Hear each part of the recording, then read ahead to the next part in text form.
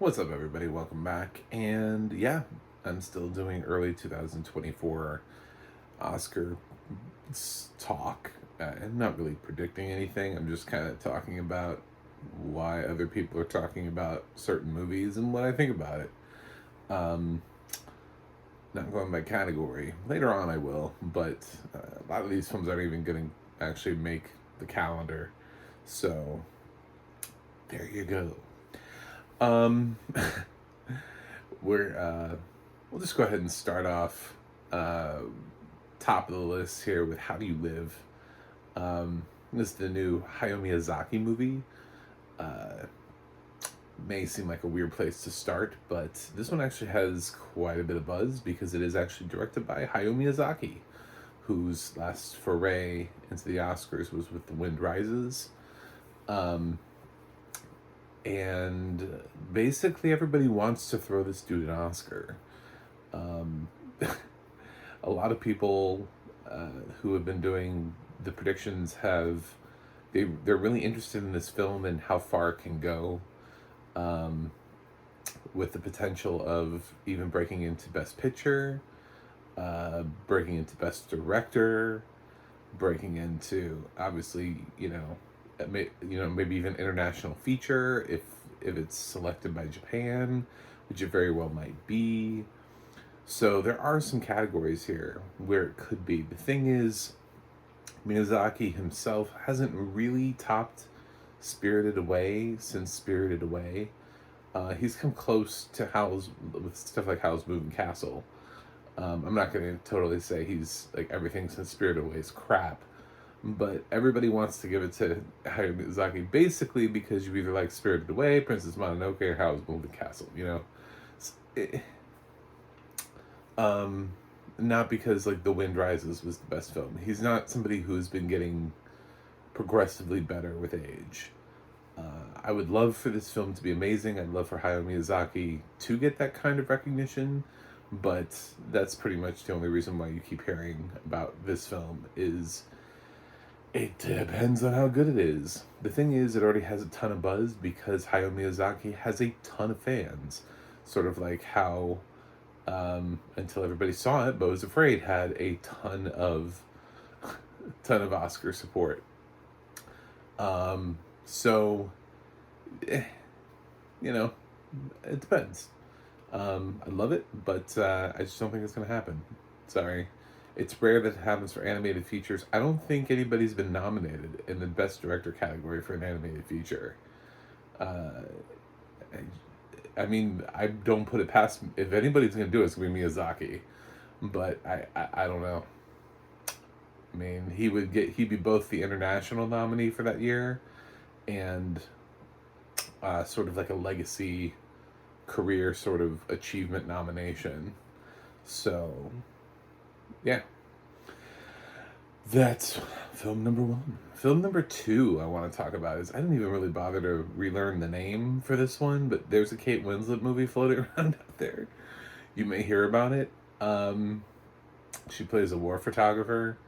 I think it's like June or something like that is what it's called. I don't know. I don't really care. It doesn't have a distributor. It's finished. It's completed. It stars Kate Winslet. It's clearly Oscar bait.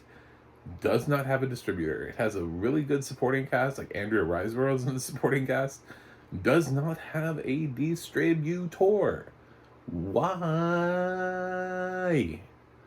Ask yourself that question. Why? Why does this film not have a distributor? May December is going into Cannes without a distributor. Why doesn't Kate Winslet's film have a distributor? people yeah, Kate Winslet's the kind of person where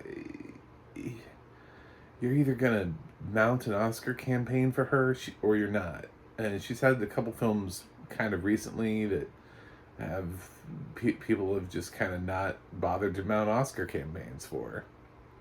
So this might be that. This could be something where we just kind of like farts out into the wind and we just where'd that Kate Winslet movie go? I don't know. I have no idea. That's kind of what I think. I don't really care about films that don't have distributors, because I feel like if they were good, they would. Even something like The Holdovers got picked up and then immediately cycled into this year's Oscars. They picked it up last year and they were like, this year's Oscars are too crowded, so we're going to cycle it in for next year. So that gives me a good sign. If Kate Winslet's movie was like that, that's exactly what would happen. Somebody would be like, oh my god, I need this Kate Winslet movie, but we're going to put it into 2024. Nobody's trying to do that. So that's my second film. Third film of the day that we're going to talk about is Dune Part 2. Because I haven't talked about it yet. Because it's kind of a no-brainer at this point. Apparently, from everybody who's ever read the Dune books, this is when it gets good. So, yeah. I mean, if the part of the book where it's not good got a nomination, then you would think that the part of the book where it is good would get a nomination. I believe in Denis Villeneuve. And I do think this has a shot at a Best Picture nomination. I don't think it has a shot at winning. I don't think Denis Villeneuve will get a nomination yet again. I think he's going to be perpetually just discarded by Oscar voters and just told to, sorry, not sorry. I love him. I want him to have a Best Director nomination. It's absurd that he doesn't have one. But I don't think this is going to be the film that gives it to him. And it'll pick up a bunch of tech nominations. Some people are trying to find, acting nominations, and they're fucking idiots. All they're doing is they're just going, maybe Austin Butler for... No, just because he got nominated last does not mean dude's gonna get a second fucking nomination, and it's gonna be from Dune. Sit down. This is why I do this. Is because I've seen so many other videos like this, and nobody can check them, and they just spout off nonsense like Austin Butler for Dune, and I'm like, no.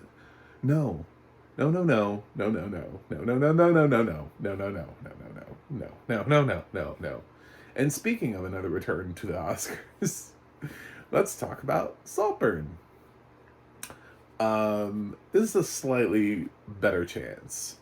This is from the director of Promising Young Woman, and that was a well-received film at the Oscars.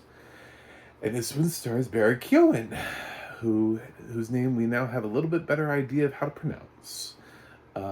It's apparently already tested and has tested well.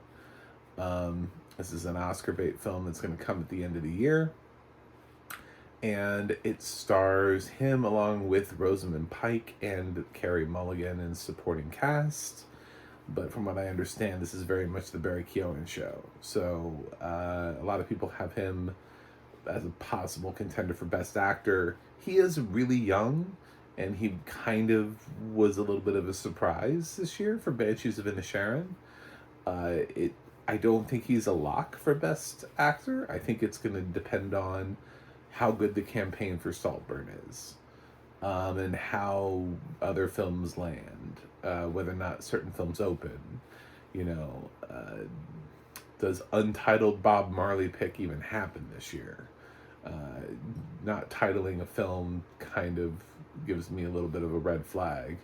So, yeah, certain things will need to happen, but a lot of I've seen this in as a Best Picture nominee. I've seen this in for Best Director, obviously actor and supporting actress.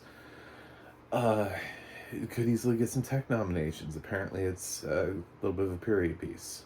So I think this is going to be something that we hear a lot about going into Oscar season. And it could very well end up with some nominations.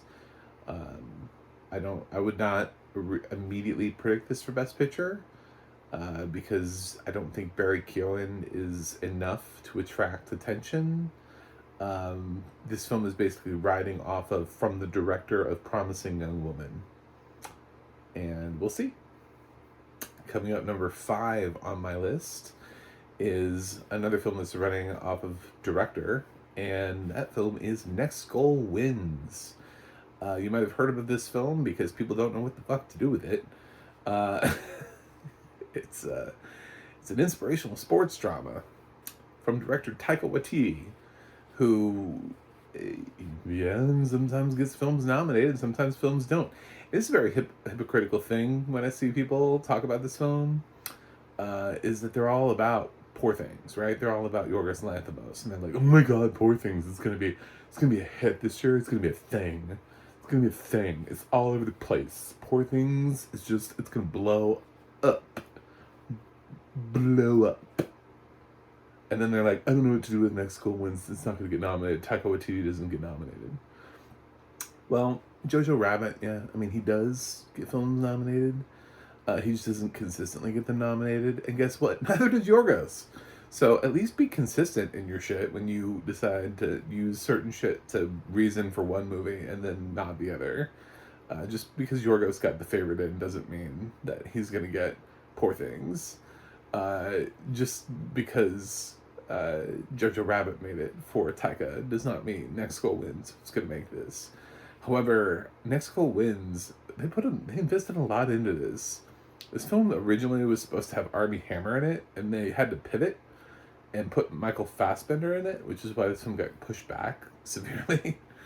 So, you know, yeah, they really wanted to make sure they got this film right, and I respect that. So if this film is good, Michael Fassbender has a couple of films this year. It's hard to tell which one, could put him up near the front of the race. This could be the one, or it could be the next one I'm about to talk about. So we'll see, but this one is opening in like November. It's opening deep in the middle of Oscar season right now. So I've got my eye on it. Crowd pleasers sometimes pay off.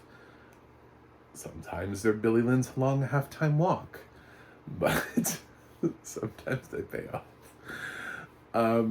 Coming up next for sixth film of the day is The Killer.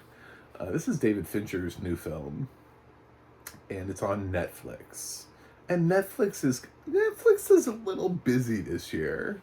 I don't know if you've noticed. They've got quite a lot of product that they're trying to get Oscar nominated. Fun fact about David Fincher is that he hasn't missed on acting nominations for one of his films since 2006's Zodiac. So that has a lot of people going, oh my god, this film's gonna get acting nominations. But will it be for Fassbender, or will it be for co-star Tilda Swinton in supporting actress? So that seems to be the question of the day. I think it might actually be a little too stylized and a little too mainstream. I think The Killer may be something that just doesn't resonate with Oscar voters. I think this could be something where Netflix doesn't put the right push behind it. They didn't really know what they were pushing this year. They were pushing all the wrong movies, and they scrambled at the last minute, and they were able to get, All Quiet on the Western Front. But I mean, they really thought White Noise was going to happen. I saw critics getting hoodies, so they really truly believed White Noise was their be all end all for this last Oscar season, and it did not happen. So I don't know. It just depends. I don't know what Netflix. I didn't call Ted Sarandos and ask him and be like, hey, so what's your number one priority? Is it Maestro? Is it Reston? Is it this? Is it Naiad? What are we doing here? What's happening? It's hard to tell. So could go anyway. Coming up next is, speaking of Netflix, the reason why this film is on the list is thanks to Netflix and The Harder They Fall. It's The Book of Clarence, from the director of The Harder They Fall, which came out in sort of that slow pandemic year when there wasn't really a lot of product, and we started talking about films that we wouldn't normally talk about for the Oscars. And The Harder They Fall was this really sort of stylistic Western that was on the radar. It was very much on the radar. And this is the director of that. So again, this is one of those films that the reason why it's in the conversation is it's from the director of. Uh, so that's all that happens. That's really what these Oscar predictors are doing, is that they're just looking at names. So if there's a film out there that's directed by somebody we don't know, that stars people we've never heard of, and it's really good, nobody's predicting it. It's all based on who you know. Yeah, so this, yeah, I mean, it could, I don't know, it's, it's, uh, it's out there. So is Night Bitch. This is my fun film that I wanted to talk about. There's a film where Amy Adams is a woman who believes she's turning into a dog or a wolf or something like that. It's from like Marielle Heller. And this film, believe it or not, is getting Oscar buzz. So, I don't know. Like, Book of Clarence is somebody with Lakeith Stanfield plays like the prophet, and here we've got Amy Adams, who's playing like a wolf. I don't know. We've got weird films this year. It's just everything everywhere all at once has influenced this year more than apparently anything else. These films that just don't make sense to be in the Oscar conversation are all over the place. You got Emma Stone playing a little kid in Poor Things. So it is what it is. So there's also Night Bitch. Do I think a film called Night Bitch is going to get Oscar nominations? Not really. Not really. Maybe. I mean, stranger things have happened. But I don't really know that Night Bitch is necessarily the strongest Oscar contender in the world. So, yeah. Coming up on my list, number 9 is Napoleon. I've mentioned this film before when talking about Apple's other films of the year. It's a Ridley Scott film that's slated for release in November, which is Oscar season, and it's Ridley Scott. However, it's Ridley Scott. So, a lot of Ridley Scott's recent films have not actually managed to get Oscar nominations. They haven't really materialized. This feels as though like it might be his thing. This kind of does feel like a Gladiator. This kind of does feel like a sweeping epic. Could be an Alexander. I don't know. We have to see the film and wait to find out. It just depends on... I would say Napoleon has a really good shot at Oscars this year if you hear that Blitz is being slated for 2024. Because if Blitz is being slated for 2024, it means Apple knows they have Killers of the Flower Moon and they have Napoleon. They have a Scorsese film and they have a worthy contender in Napoleon for the Oscars this year, and they don't need a third film. So they'll push Blitz the same way they pushed Killers of the Flower Moon last year. But if Blitz is slated, it probably means one of those other two films sucks, and it's probably Ridley Scott's epic. But if not, Joaquin Phoenix has been nominated multiple times for Oscars, so he becomes an immediate frontrunner for Best Actor. If the film's good, if the film is a real, actual contender, he becomes immediately in the top 5 for playing Napoleon. And you could even get a supporting actress nomination or actress, depending on where they run her and how much screen time she has, for Vanessa Kirby, who plays Josephine. So that is a possibility. Obviously, it is ripe for tech nominations. This is all over the place. This has a ton of tech potential. It just screams stuff like costume design and production design. Could even have a great score. It's the kind of film that if Ridley Scott nailed it, he nailed it. And this film's going to get 10 nominations. If he didn't nail it, it's going to last duel its way out of the Oscars. So, there's that. And my final film of the day that I wanted to talk about is Barbie. I just have to talk about it again. Why are we doing this to ourselves? Why? I just saw somebody call Ryan Gosling the frontrunner for Best Supporting Actor. Why are we doing this, guys? Is it really because Greta Gerwig's track record is that strong? And no, I'm not hating on female-led movies. The thing is, even if she's reinvented it, even if she's flipped it on its head, even though it's PG-13, it's still Barbie. You still have to get people to actually check the box next to Barbie, a movie off of a franchise that's created from a toy. You still have to get people to check that box. And that's going to be really hard to do. I don't think people have actually put the kind of thought into Barbie. Although it does say a lot about his marketing campaign. So the fact that everybody is all about Barbie, what they're really trying to do is they're trying to find that outside the box nominee. Top Gun Maverick changed the game. What it did was it came in and it said, hey, you can be massive at the box office and you can still get Oscar nominations and be a major contender. And a film like Barbie wouldn't necessarily normally trend or track. It's a July release. It's Barbie. But now it's sort of like anything can be an Oscar contender. So The Flash could be an Oscar contender.